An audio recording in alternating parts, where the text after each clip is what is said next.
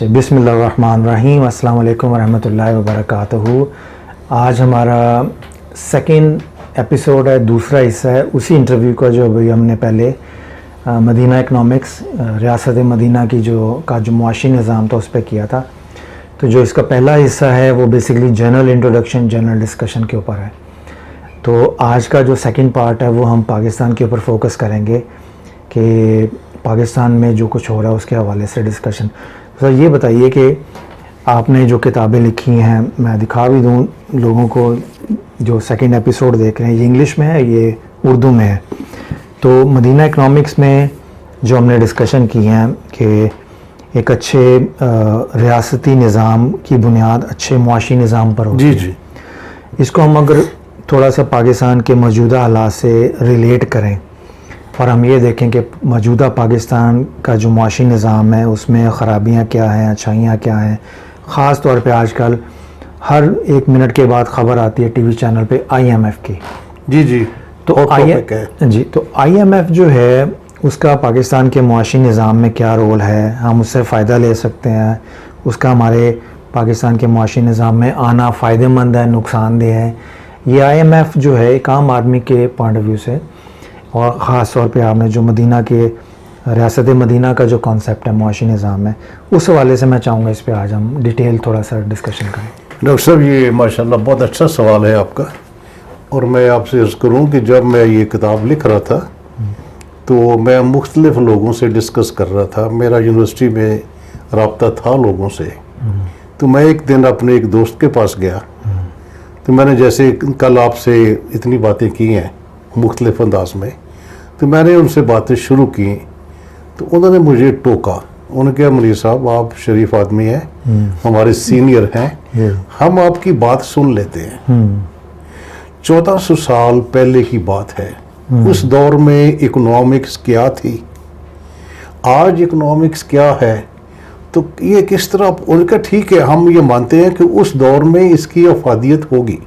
7th century میں جو مدینہ economics کی بات اس نے کہا جی آپ کرتے ہیں، ٹھیک ہے، اس دور میں ہوگی، آج 21 سینچری ہے۔ تو میں نے کہا یہ بات تو ان کی بڑی ویلڈ ہے۔ تو پھر ڈاکٹر صاحب میں نے سوچنا شروع کیا کہ کہیں یہ نہ ہو کہ جو یہ مدینہ اکنامکس ہے یہ ماضی کی داستان لوگ کہیں سے کہ یہ 1400 سال پہلے ایک سسٹم ہوا۔ تو پھر میں نے سوچنا شروع کیا کہ اس کی ریلیونس میں اسٹیبلش کروں 21 سینچری کیپٹلزم میں، اور دوسرا کہ پھر ہمیں تو اپنے مسائل کو ٹھیک کرنا ہے، اکنامک ایشوز کو۔ تو پھر ڈاکٹر صاحب میں نے اس پر سوچنا شروع کیا، اور دوسرا جو مجھے فائدہ ہوا ہے خاص جو اسٹیٹ بینک میں کام کرنے کا، کیونکہ میری جو پہلی پوسٹنگ تھی وہ بیلنس آف پیمنٹ ڈویژن میں تھی۔ ایکسپورٹ امپورٹ کا سارا کام پہلے میں جو سیکھا بھی کیا بھی، پھر میری پوسٹنگ ہوگی منی اینڈ بینکنگ ڈویژن، جو اصل سینٹرل بینکنگ ہے، جہاں مانیٹری پالیسی جو بنتی ہے پھر اس کو ہم سپروائز کریں۔ تو وہ ایک لحاظ سے بہت اہم ڈویژن تھا، آج وہ ایک ڈپارٹمنٹ ہے، اور اللہ کا شکر ہے کہ میں اس ڈویژن کا ہیڈ تھا ماشاءاللہ۔ تو جو سارا اچھا IMF ٹیم جب آتی ہے نا پاکستان میں، تو وہ پہلے اسٹیٹ بینک کراچی آتی ہے، ٹھیک ہے، کیونکہ اسٹیٹ بینک کے پاس، اسٹیٹ بینک کمرشل بینک سے بہت ڈیفرنٹ ہوتا ہے، اسٹیٹ بینک پورے ملک کا ہوتا ہے، تو سارا اکنامک ڈیٹا جو وہ ہمارے پاس ہوتا ہے، بیلنس آف پیمنٹ کا، ایکسپورٹ امپورٹ کا، پھر یہ منی اینڈ بینکنگ کا، پھر پرائسز کا، پھر پروڈکشن کا، ایگریکلچر پروڈکشن۔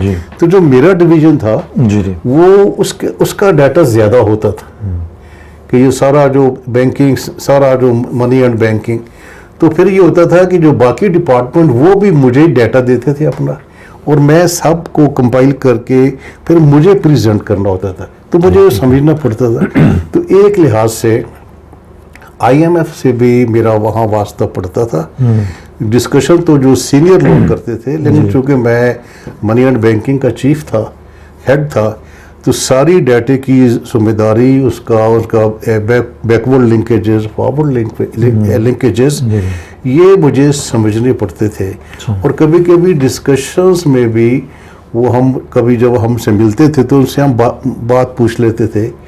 اس وقت میں آپ دیکھیں کہ یہ 88 92 کی بات ہے. I was a young officer اور ہمیں بڑا غصہ آتا تھا کہ مہنگائی ہے. اس وقت بھی مہنگائی تھی, اس وقت بھی غربت تھی, اور ہم ایک ہی بات کرتے تھے کہ اب غریب آدمی میں مزید ٹیکس پے کرنے کی ہمت نہیں ہے. اب وہ یوز ون ورڈ کیپیسٹی, کہ اب جو کیپیسٹی ٹو پے ٹیکس ہے ان لوگوں کی نہیں ہے. تو وہ جو آئی ایم ایف کے ممبر ہوتے تھے وہ کبھی کبھی ہماری اس سے ہوتی تھی ملاقات, تو وہ ایک بات کہتے تھے کہ جو ہمارا پروگرام ہے, یہ میں آپ سے بھی شیئر کرتا ہوں اور جو لوگ سن رہے ہیں, کہ ہم بڑے اعتراض کرتے ہیں آئی ایم ایف پر کہ آئی ایم ایف نے یہ کر دیا. آئی ایم ایف کا جو پروگرام ہے نا, ان کا ایک اپنا پروگرام ہے, اس کی کچھ ریکوائرمنٹ ہیں اور وہ سارے ملکوں کے لیے ایک ہی ہے. کچھ عرصہ 5-6 سال پہلے یورپ میں یونان کو بڑا مسئلہ آیا تھا, اور پھر آئی ایم ایف نے یونان کو اس کو بیل آؤٹ کیا. تو جو شکایتیں ہمیں تھیں, آپ سن کے یہ حیران ہو گئے کہ یونان کے لوگوں کو بھی یہی شکایتیں تھیں, کیونکہ آئی ایم ایف کا جو پروگرام ہے اس میں کیا ہے کہ بھئی اگر آپ کی آمدنی تھوڑی ہے, خرچے زیادہ ہیں, تو اپنی آمدنی بڑھاؤ. اس میں وہ 2 چیزیں کہتے ہیں کہ یا تو اپنے خرچے کم کر لو, اور اگر خرچے کم نہیں کرنے تو پھر ٹیکس لگا کے انکم بڑھاؤ.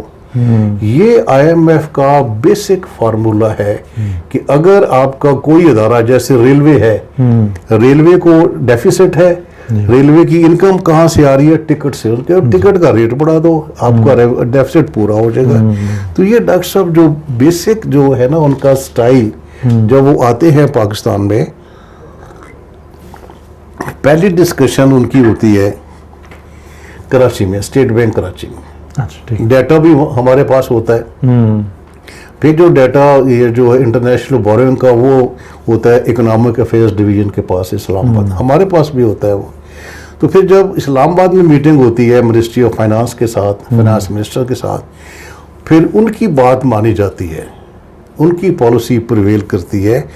اور اکثر اب تو باتیں پرانی ہو گئی, جو پرپوزل جاتی تھی اسٹیٹ بینک سے کہ بھئی غریب آدمی مزید ٹیکس نہیں پے کر سکتا, ہم ریفارمز کریں,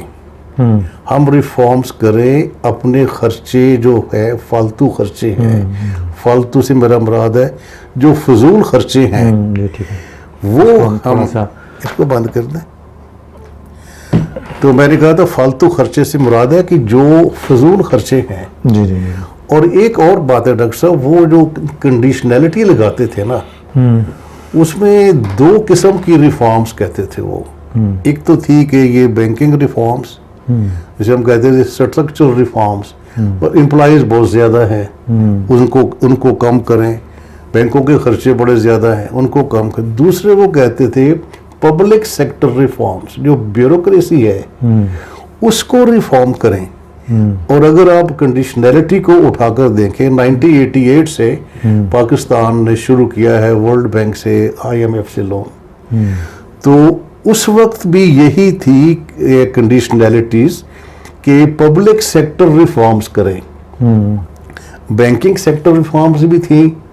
ظلم یہ ہوا ہے کہ ہم نے بینکنگ سیکٹر ریفارمز تو بہت کی ہیں, آج تک ڈاکٹر صاحب آپ سن کے حیران ہوں گے, ہم نے کوئی پبلک سیکٹر ریفارم نہیں کی.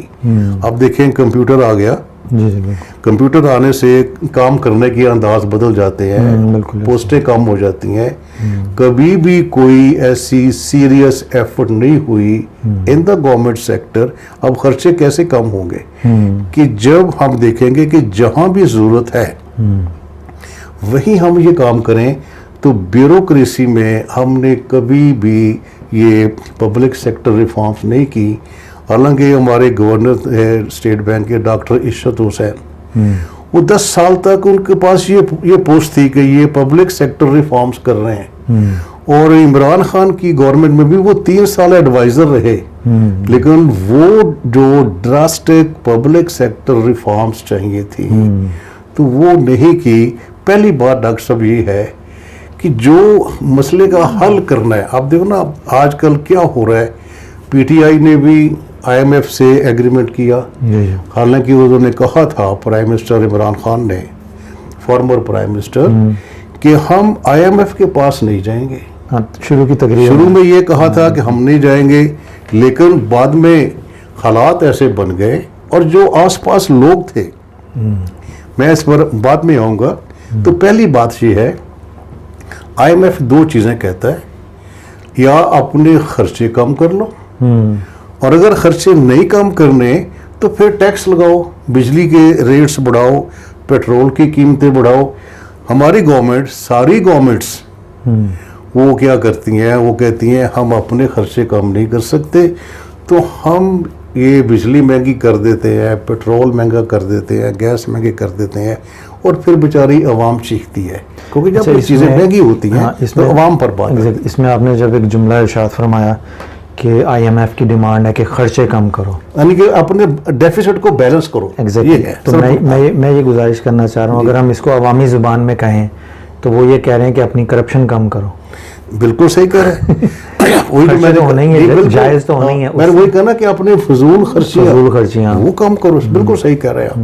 اچھا, ایک بڑی مشہور کتاب تھی, ارلی 90s میں غالباً آئی تھی, کنفیشنز آف این اکنامک ہٹ مین. جی جی جی بالکل ٹھیک. اس کا لب لباب یہ تھا کہ اب جنگیں جو ہیں بارڈر پہ نہیں ہوں گی بلکہ تھرو بینکس ہوں گی, اور اس میں کچھ لوگوں کا خیال ہے کہ IMF بھی ایک ویپن ٹول ہے.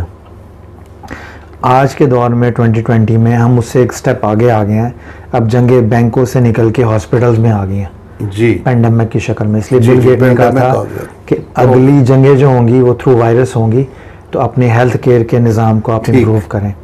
تو میں اسی پہ واپس آتے ہوئے کہ جو بینکنگ اور لون اور جو اس کے ذریعے جو ملک کے جو امپریشن ہے پبلک کا کہ IMF جب آتی ہے تو وہ ملک کو کمزور کرتی ہے.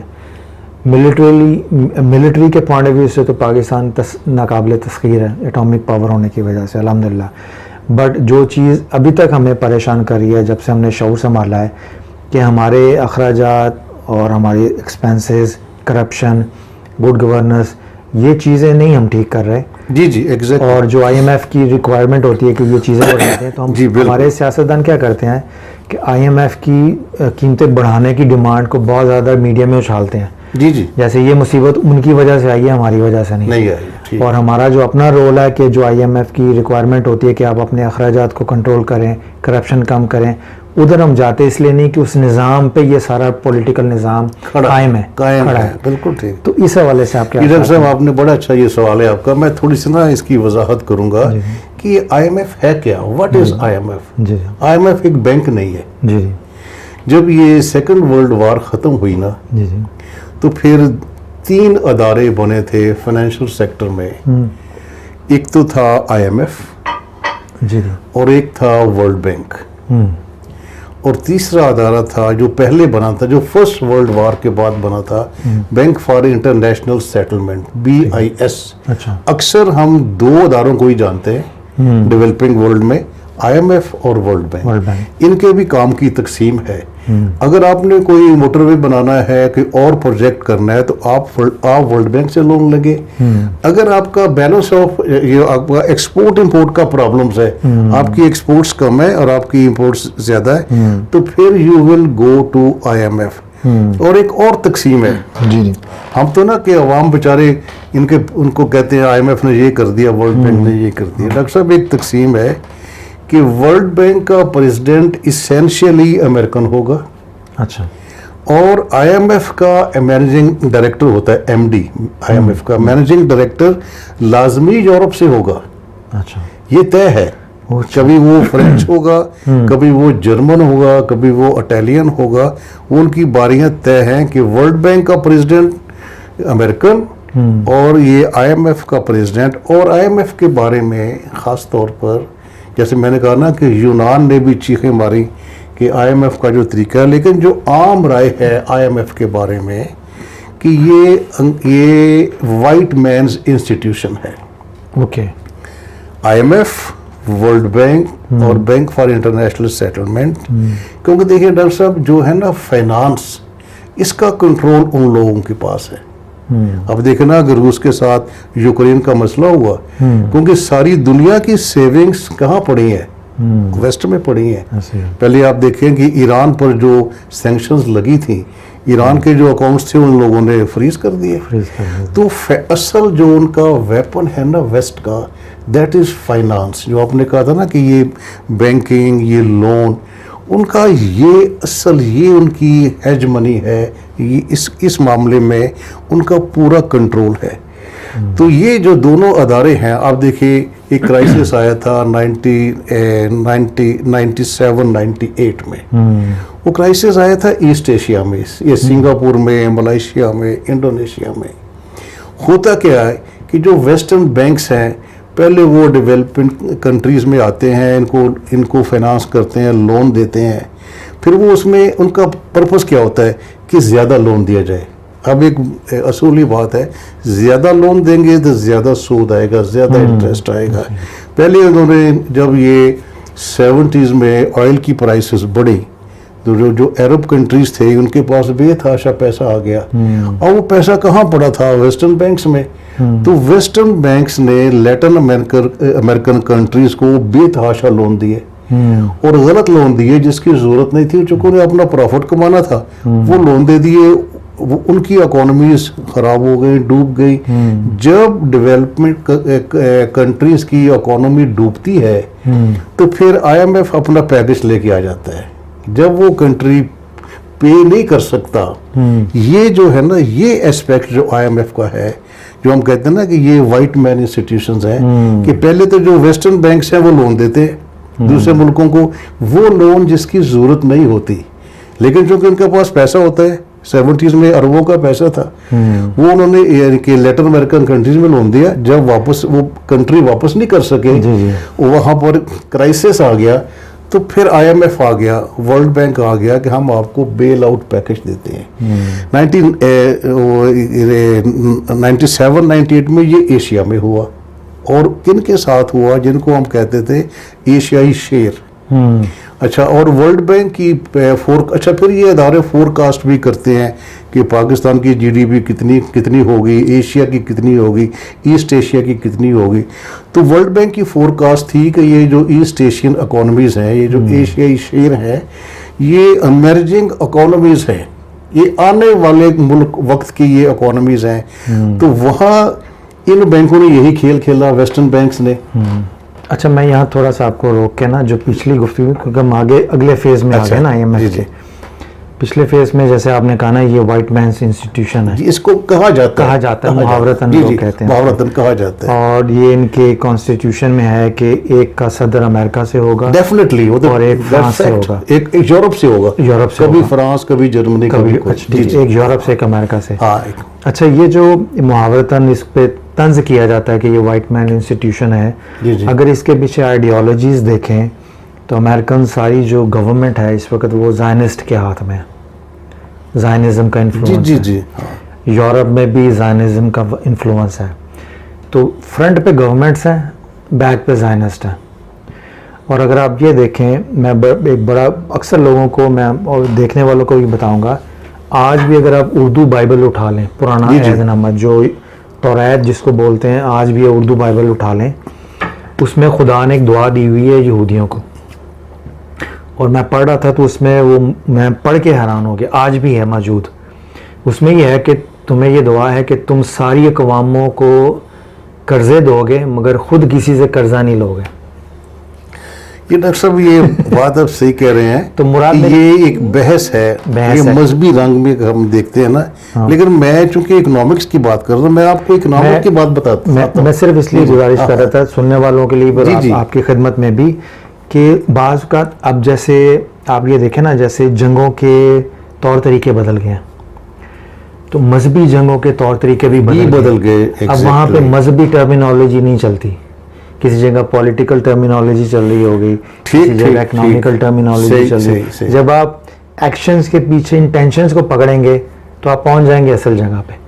तो हम आईएमएफ के हवाले से इसलिए बात कर रहे थे कि चूँकि आईएमएफ का, जैसे आपने फरमाया है कि जो देखने में नज़र आता है, और जो ख़ास तौर पे जो आपने कहा कि اربوں کے پیسے ادھر پڑے ہوئے تھے, تو مجھے ایسے فیل ہوا سب ساری دنیا کے پڑے, ہمارے بھی ادھر ہی پڑے ہیں, ہمارے روس کے بھی ادھر ہی پڑے تھے, ایگزیکٹلی. تو میں یہ کہہ رہا ہوں ساری چائنا کی بھی ادھر ہی پڑے ہیں, ایگزیکٹلی. تو دنیا کے پیسے ادھر پڑے ہیں, مگر اس کو استعمال کر کے دنیا کی ورلڈ پالیٹکس مینیج کیسے کرنی ہے, بالکل وہ فیصلہ وہ کر رہے ہیں. فائنینشیل پاور جو ہے نا جی وہ ویسٹ کے پاس ہے.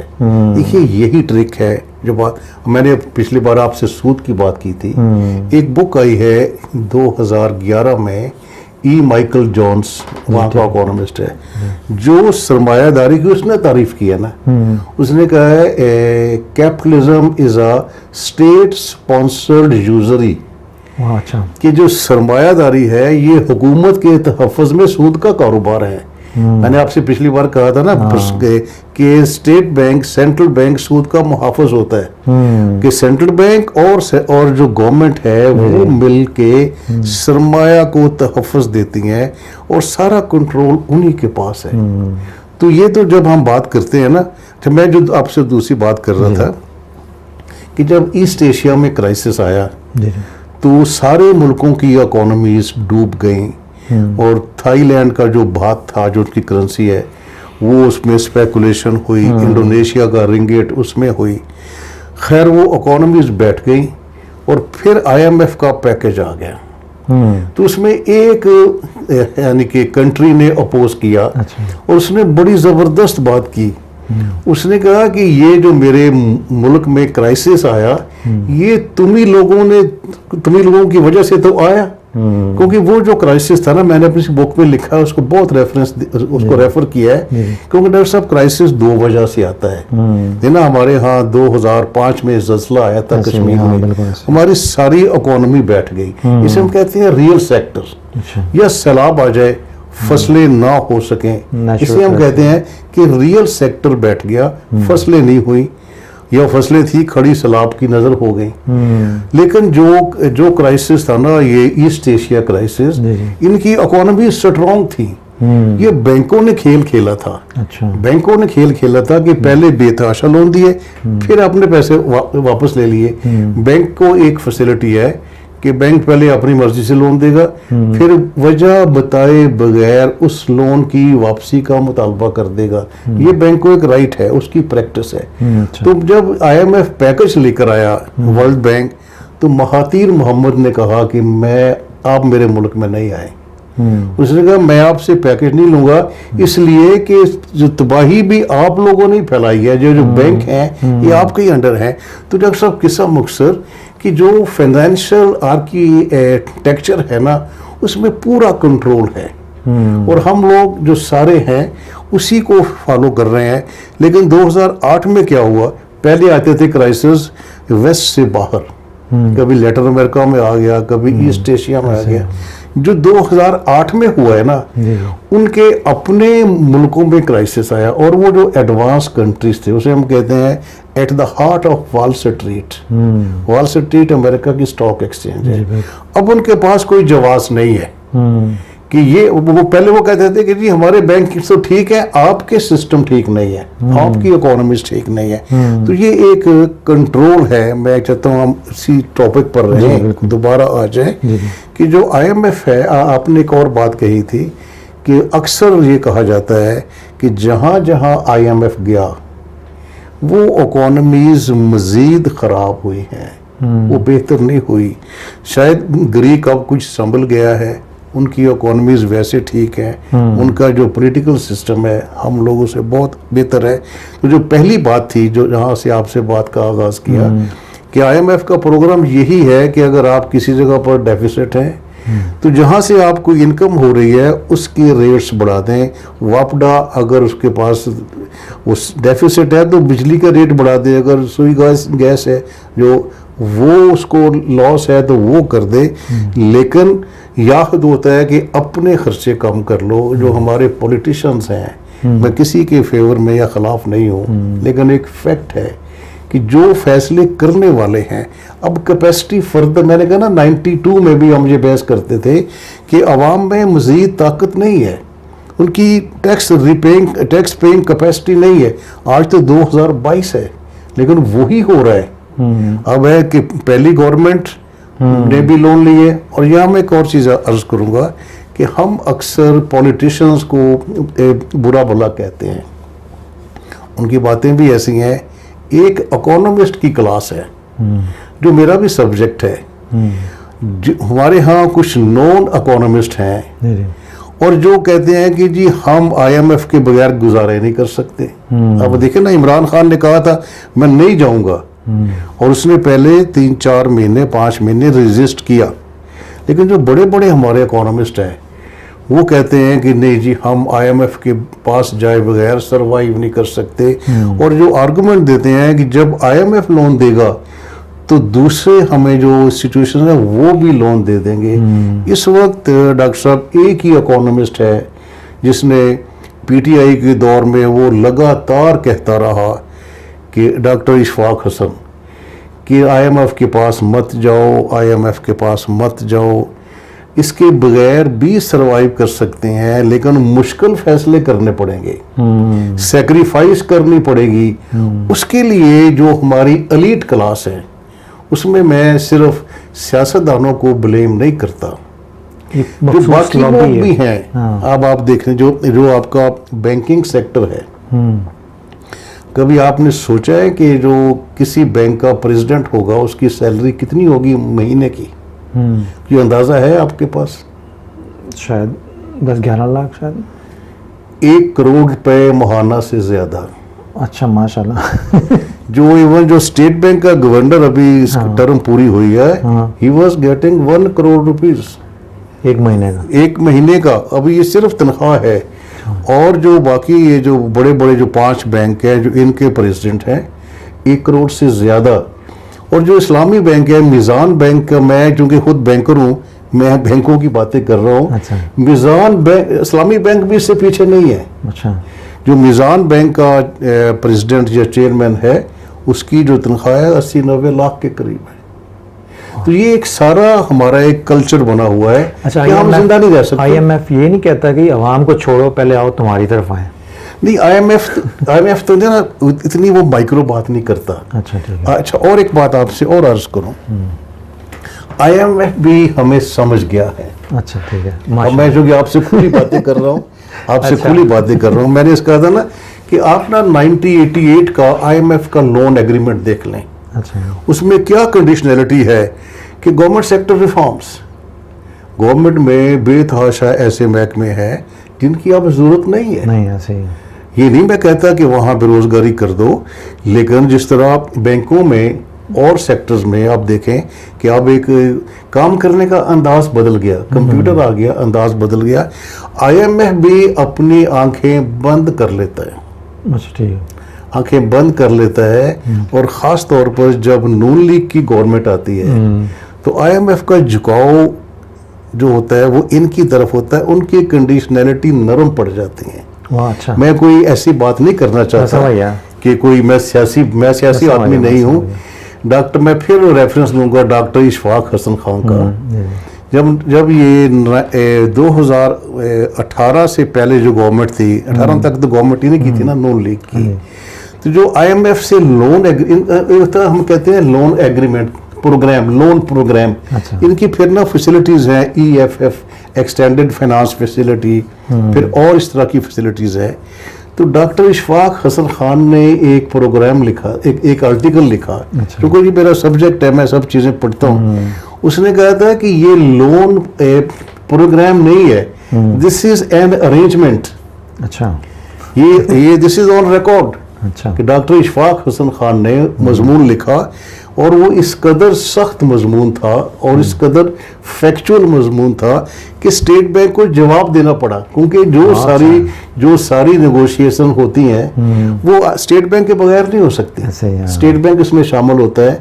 تو اس میں یہ ڈاکٹر صاحب نے لکھا, ڈاکٹر اشفاق حسن خان نے, کہ یہ میں ثابت کرتا ہوں کہ یہ لون نہیں ہے, یہ پروگرام نہیں, this is not a program, this is an arrangement.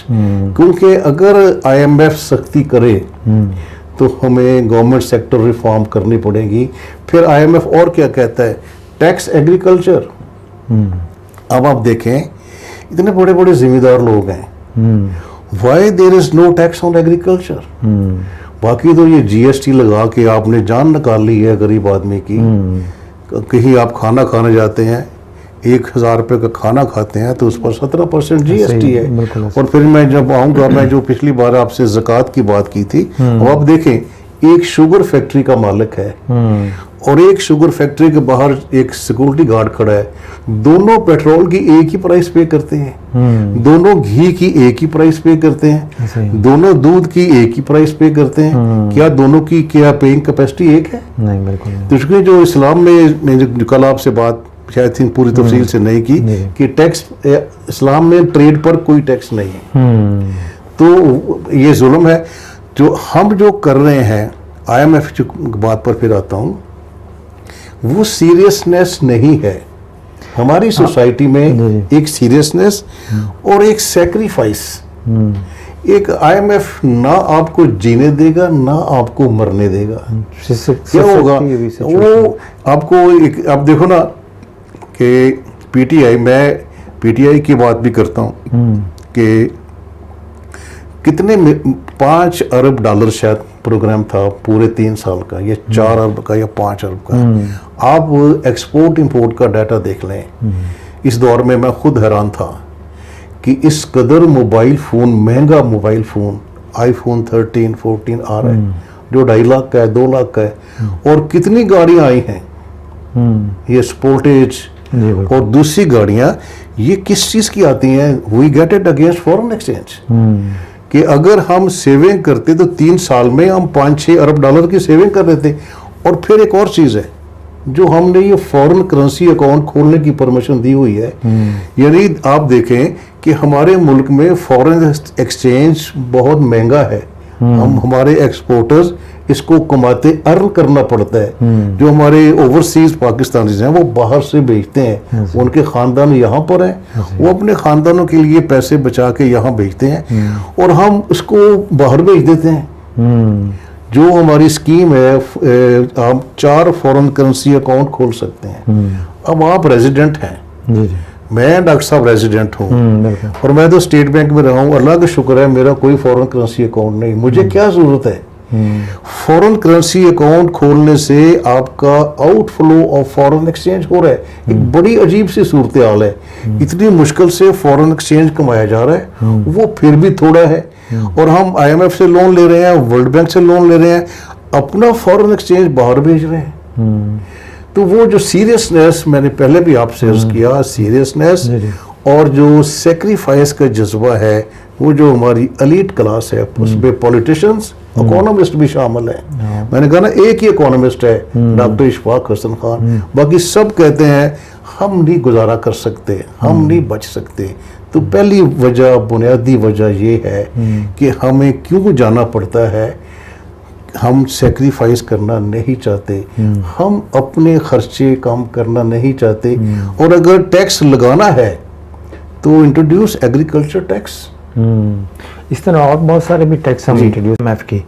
تو جب آپ ارشاد فرما رہے تھے تو میں سوچ رہا تھا کہ اس سے یہ تاثر تو اسٹیبلش ہوتا ہے کہ IMF بھی اپنی من پسند گورنمنٹس کو اکوموڈیٹ کرتی ہے. جی میں نے آپ سے بات کی نا کہ ڈاکٹر اشفاق حسن خان کا وہ آرٹیکل ہے, انہوں نے ثابت کیا کہ this is not a loan program, arrangement. تو اس کا مطلب ہے IMF بھی پولیٹیکل سچویشنز میں اپنی لون کے ویپن کو یوز کرتا ہے. اس میں حصہ ہوتا ہے, کنٹینٹ ہوتا ہے. ہاں بالکل ایسے ہے. تو یہ ڈاکٹر صاحب ایسی چیزیں ہیں. اور پھر ایک اور چیز ہے, کچھ ہم نے ایسے بنیادی غلط فیصلے کیے ہیں اپنے ملک میں. میں 2 مثالیں دوں گا. ایک تو IPPs.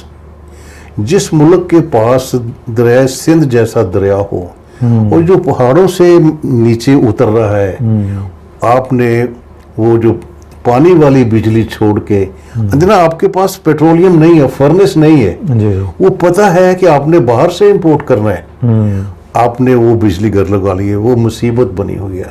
دوسری چیز, میں نے جب کراچی میں تھا اسٹیٹ بینک میں, تو میں نے 88 میں گاڑی خریدی, پہلی گاڑی. اس وقت ڈاکٹر صاحب جو پیٹرول کی پرائس تھی وہ تھی, مجھے یاد ہے ابھی تک, 18 روپے لیٹر. ڈیزل 9 روپے لیٹر تھا. ایک بیلنس تھا. पेट्रोल की जो अगर प्राइस 18 रुपए थी तो डीजल 9 रुपए का था। उसकी एक ये जो उस वक्त की जो ब्यूरोक्रेसी थी पुरानी चली आ रही थी, उन्होंने ये एक तकसीम की थी कि डीजल चलना है बसों में, ट्रेन में चलना है, फिर डीजल पर ये ट्यूबवेल चलने हैं। अच्छा, उसमें जानबूझ के उन लोगों ने डीजल की प्राइस को कम रखा था ताकि इससे महंगाई नहीं होगी। आप ये मेरा पॉइंट समझें कि पेट्रोल वाले गाड़ियों वाले दे कैन अफोर्ड इट, बिल्कुल वो अफोर्ड कर सकते हैं। डीजल जो है वो ट्रांसपोर्ट बसों में चलना है, सवारियों ने बैठना वहां पर। हमने क्या किया, ये भी हमने जो ना ये इस 70s 80s में जो हमने ड्रास्टिक जो ब्लंडर्स किए हैं ना, एक तो IPPs का और दूसरा ये कि हमने ये बैलेंस बदल दिया। अब डीजल पेट्रोल से महंगा है। जब डीजल महंगा होगा तो महंगाई कहाँ पर आएगी? आपकी जो ट्रांसपोर्ट पर आएगी, रेलवे पर आएगी, खास तौर पर जो आपकी एग्रीकल्चर है, जो ट्यूबवेल चलने हैं, जो थ्रेशर चलना है, थ्रेशर भी चलता है डीजल पर, वो जो उसका इंजन चलता है ट्रैक्टर पर चला। तो डॉक्टर साहब जो हमने ना जो बुनियादी फैसले थे ना, जो हमने गलतियां की हैं, अब वो ऐसे फैसले इसको कोई रिवर्स नहीं कर सकता। अब देखो ना, आप तो ये कह रहे हैं कि डीजल की प्राइस पेट्रोल से ज्यादा बढ़ेगी, तो ये जो हमने गलतियां की हैं उसकी हमें सजा मिल रही है, और इसको भुगत कौन रहा है? गरीब आदमी। और डीजल वैसे भी आजकल हमारे माशरे में इम्पोर्टेंट है। सियासी बात भी सॉरी, मेरा मतलब वो नहीं था, मैंने वो बात कर दी। हम उधर जा भी नहीं रहे, उधर जाना भी नहीं हमने। हाँ, लिक्विड पे रहते हैं, हमारा किसी से कोई ताल्लुक नहीं। अगर कोई सुन भी रहा है तो ये आपने गलत समझा, हमारा उधर ध्यान। जी लेकिन ये फैक्ट है कि पहले वो सस्ता था और अब महंगा हो गया। तो डॉक्टर साहब, हमारा जो वक्त भी कम है, और मैं फिर रिकमेंड करूँगा मदीना इकनॉमिक्स, और ये इसका इंग्लिश वर्जन है, तो मैं डिस्क्रिप्शन में डाल दूँगा, ये आपको कहाँ से मिलेंगी। मुसन्निफ़ की गुफ्तगू आपने सुन ली, मुझे तो बहुत मज़ा आया है, और बाकी जो थॉट प्रोसेस है सारे का सारा वो आपको इन किताबों के अंदर मिलेगा। तो डॉक्टर साहब, थैंक यू सो मच। एक बात मैं करूँगा, देखिए हमने इसको डिस्क्राइब किया, अब करें क्या हम? हाँ, ये ये पॉइंट बड़ा अहम है कि करें क्या। अभी तक हमने डायग्नोज किया, प्रॉब्लम डायग्नोज तो कर लिया ना, असल मसला है कि करें क्या। पहला फैक्ट क्या है? गरीब आदमी बिजली ज्यादा और महंगी नहीं बर्दाश्त कर सकता। गरीब आदमी डीजल, पेट्रोल, फिर डीजल का नाम आ गया, पेट्रोल महंगा नहीं ले सकता, गैस महंगी नहीं ले सकता। हमें जरूरत है एक स्ट्रेटेजी की। अब देखे ना, ये हमें मसला पड़ा हुआ, पेट्रोल बाहर से मंगाना पड़ता है। हमारी क्या सेविंग्स हैं? ये बड़ी बड़ी गाड़ियां फिर रही हैं। जिस बंदे के पास एक बड़ी गाड़ी है, लैंड क्रूजर है, पजेरो है, उसके पास 3-4 छोटी गाड़ियां भी हैं। एक अपील करें कौम से, एक पॉलिसी बनाए जब तक ये क्राइसिस है। अब देखो ना, अगर पेट्रोल और महंगा हो गया तो क्या गरीब लोग को मार देंगे हम? तो कोई ऐसी कोई स्कीम नहीं कि हम कहें कि भाई कि पेट्रोल के इस्तेमाल में आप बचत करें। कोई ऐसी चीज़ करें कि जब ये 70s में जब महंगा हुआ है पेट्रोल, कि जब उन अरबों का पेट्रोल इन्होंने महंगा किया है, तो 2-2 छुट्टियां हो गई, 2.5 छुट्टियां हो गई। हफ्ता जो था वो 4 दिन का रह गया, 4.5 दिन का रह गया। जब सारे दफ्तर बंद हो गए, बिजली भी आपकी बचेगी, ट्रांसपोर्ट भी आपकी बचेगी। यानी कि कोई हमारे यहाँ कोई स्ट्रेटजी है ही नहीं। फिर दूसरी बात है जो मैंने पहले अर्ज किया कि आप टैक्स वहाँ लगाएं जहाँ कैपेसिटी है। जो क्या हमारी जो ये एलीट क्लास है, क्या ये टैक्स इनमें कैपेसिटी नहीं है? इन पर टैक्स लगाएं कि बजाय कि गरीब आदमी पर और टैक्स लगाने के। और मैं जो जिस चीज़ को प्रमोट करता हूँ कि जो जीएसटी है, जीएसटी से जो असल महंगाई होती है वो जीएसटी से होती है, और दूसरी महंगाई होती है आपका जब रुपया गिरता है। अब देखो ना, रुपया क्यों गिरता है? हम सब ने फॉरेन करेंसी अकाउंट खोले हुए हैं, और जो स्टेट बैंक की एक पॉलिसी थी कि एक बंदा एक साल में $1 लाख तक परचेज कर सकता है। डॉक्टर साहब, मुझे क्या जरूरत है? मैं यहाँ बैठा हूँ, आप यहाँ बैठे हैं। हमें अपनी पॉलिसीज को रिवाइज करने की ज़रूरत है। हम अगर ये सेक्रीफाइस कर लेंगे یہ مشکل فیصلے ہوتے ہیں. آپ دیکھتے ہیں اگر آپ اپنے گھر میں مشکل فیصلے نہیں کرتے گھر نہیں چلتے. جب آپ اپنے ملک میں مشکل فیصلے نہیں کریں گے تو نہیں چلیں گے. آخری بات میں کرتا ہوں, میں یہ پی ٹی آئی کے بارے میں بھی کہتا تھا, جو لوگ میرے جاننے والے تھے پی ٹی آئی کے, کہ بھائی پی ٹی آئی میں بھی ایسے لوگ ہیں جن کے پیسے باہر ہیں, فورن کرنسی اکاؤنٹس ہیں, یار وہ واپس لے آئیں. اب میں یہی نون لیگ سے کہتا ہوں. لوگ کہتے ہیں کہ نون لیگ کے زیادہ پیسے باہر ہیں, تو ملک ہے, ملک رہے گا تو یہ سب چیزیں ہوں گی. ایسا ہی ہے نہ پی ٹی آئی کے لوگ اپنے پیسے واپس لے کر آئے. اب ایسے ہے کہ یہ گورنمنٹ کے لیے بڑا مسئلہ بنا ہوا, کیا کریں, فیصلہ کرنا پڑے گا. بھئی اپنے یہ جو $2 ارب لینا ہے آئی ایم ایف سے, کل بھی میٹنگ ہوئی ہے دوحہ میں, ان کی منتیں کریں گے اور وہ کیا ملے گا $2 ارب. تو اپنے جو باہر پیسے پڑے ہیں وہ لے آئیں, یہ ملک بچ جائے گا. لیکن بات وہی, میں اپنی بات پر ختم کرتا ہوں کہ جب تک ہم مشکل فیصلے نہیں کریں گے, اور ڈاکٹر صاحب اپنے فیصلے نہیں کریں گے, ہوم گرون جو ہمارے ملک کے فیصلے ہیں, جو ہمارے ملک کے مفاد میں ہیں, آئی ایم ایف کی بحث چلتی رہے گی. آئی ایم ایف ظالم ہے, آئی ایم ایف یہ کرتا ہے. اور پھر اسٹیٹ بینک آف پاکستان میں, منسٹری آف فائنانس میں, دوسری منسٹریز میں ایسے لوگ ہیں جو کہتے ہیں کہ آئی ایم ایف کی ٹیم آئے, ہمارا وہاں کا وزٹ ہو, ایگریمنٹ ہو جائے, فلاں ہو جائے.